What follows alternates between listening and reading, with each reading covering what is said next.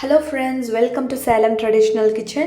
இன்னைக்கு நம்ம கிச்சன்ல சுண்டக்காய் துவையல் எப்படி பண்றதுன்னு பார்க்கலாம் வாங்க. அதுக்காக நான் 1 கப் அளவுக்கு சுண்டக்காவை எடுத்திருக்கேன்.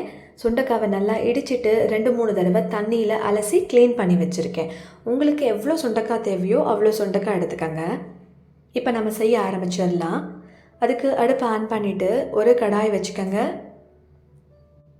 கடாய் காஞ்ச பிறகு அதில் தேவையான அளவுக்கு எண்ணெய் விட்டுக்கோங்க.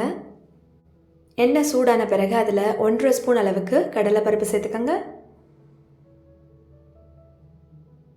1.5 ஸ்பூன் உளுத்தம்பருப்பு சேர்த்துக்கோங்க.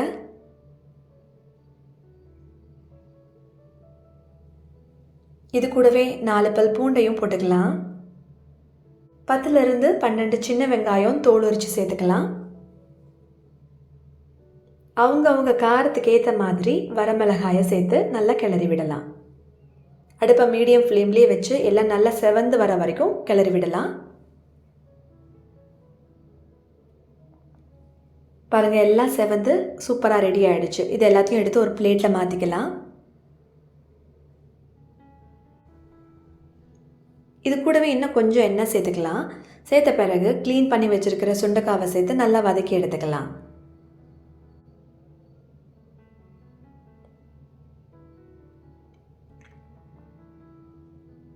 இப்போ பாருங்கள், சுண்டைக்காய் நல்லா வதங்கிருச்சு. இப்போ இதோட அரை மூடி தேங்காய் துருவல் சேர்த்துக்கிறேன். உங்களுக்கு எவ்வளோ தேங்காய் துருவல் தேவையோ அவ்வளோ சேர்த்துக்கங்க.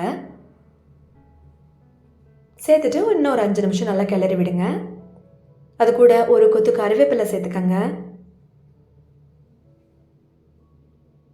தேவையான அளவு உப்பு ஆட் பண்ணிக்கோங்க. எல்லாத்தையும் சேர்த்து திரும்ப நல்லா கிளறி விட்டுக்கோங்க. எல்லாமே நல்லா வதங்கிருச்சு. அடுப்பை ஆஃப் பண்ணிடலாம். ஆறின பிறகு நம்ம அரைச்சி எடுத்துக்கலாம். எல்லாமே ஆறிடுச்சுங்க. நம்ம அரைக்க ஆரம்பிச்சிடலாம். முதலே ஃப்ரை பண்ணி வச்சுருக்கிற இந்த உளுத்தம்பருப்பு கடலைப்பருப்பு மிக்ஸி ஜாரில் சேர்த்துக்கலாம்.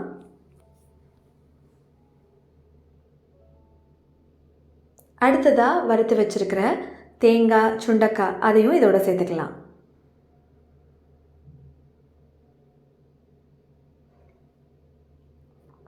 இது கூட ஒரு நெல்லிக்காய் அளவுக்கு புளியை சேர்த்து நம்ம அரைக்கணும். நான் இன்றைக்கி புளிக்கு பதிலாக புளி தண்ணி ஆல்ரெடி கரைச்சி வச்சது இருக்குது. அதையே நான் டைரெக்டாக சேர்த்துட போகிறேன்.